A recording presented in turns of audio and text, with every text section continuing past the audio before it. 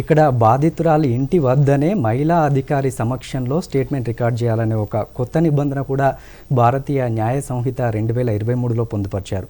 అంటే అత్యాచారాల వంటి విషయాల్లో అలాంటివి జరిగినప్పుడు ఇది మహిళలకు బాధితురాలకి కొంచెం ఉపశమనం అనుకోవచ్చు. ఖచ్చితంగా.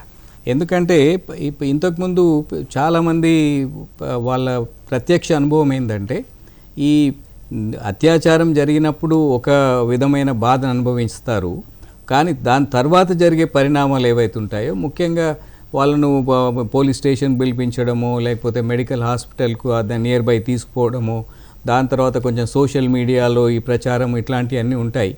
వీటికి సంబంధించి ఇప్పుడు ఏం చేశారంటే వాళ్ళ రెసిడెన్స్లో కానీ వాళ్ళు కోరుకున్న ప్రదేశంలో కానీ వాళ్ళ ఈ వాంగ్మూలం కానీ స్టేట్మెంట్స్ కానీ తీసుకోవడం అనేది జరుగుతూ ఉంటుంది. ఇదొకటి. అదేవిధంగా ఇంకొకటి కూడా చెప్పినారు, ముఖ్యంగా వారం రోజుల్లో మెడికల్ రిపోర్ట్ సబ్మిట్ చేయాలి.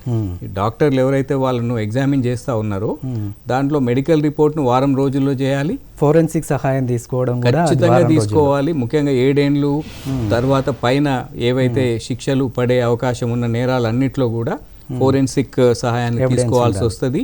ఇంకా ఇప్పుడు భారతీయ న్యాయ సంహితలో లేదు కానీ 2 ఫింగర్ టెస్ట్ అనేది ఒక టెస్ట్ ఉండేది ఇంతకుముందు. అంటే ఈ బాధితురాలు అంతకుముందు ఈ లైంగిక అనుభవం ఉందా లేదా అని తెలుసుకోవడానికి 2 ఫింగర్ టెస్ట్ అనేది ఒక అమానవీయ టెస్ట్ అనేది ఉండింది. దాన్ని సుప్రీంకోర్టు కొట్టేసింది. దానికి దీంట్లో భారతీయ న్యాయ సంహిత లేదు కానీ ఇప్పుడు అట్లాంటి టెస్టులు వాళ్ళ మీద ప్రయోగించడానికి కూడా వీల్లేదండి. దీనికి తోడు 0 FIR కూడా ఉంది. ఇప్పుడు అది నేరం జరిగిన చోట్లోనే చేయాలని కూడా ఏం లేదు. 0 FIR అన్నప్పుడు వాళ్ళు ఆ బాధితురాలు ఎక్కడున్నా కూడా, నేరం ఎక్కడైనా జరగవచ్చు, బాధితురాలు ఇంకెక్కడైనా కూడా 0 FIR లాంటివి కూడా వాళ్ళు ఆన్లైన్ FIR అంటే ఇంటి దగ్గర ఫిర్యాదు చేయొచ్చు. ఈ FIR 0 FIR ఈ రెండు కూడా ఈ బాధితులకు రక్షణగా ఉంటాయని నేను భావిస్తాను.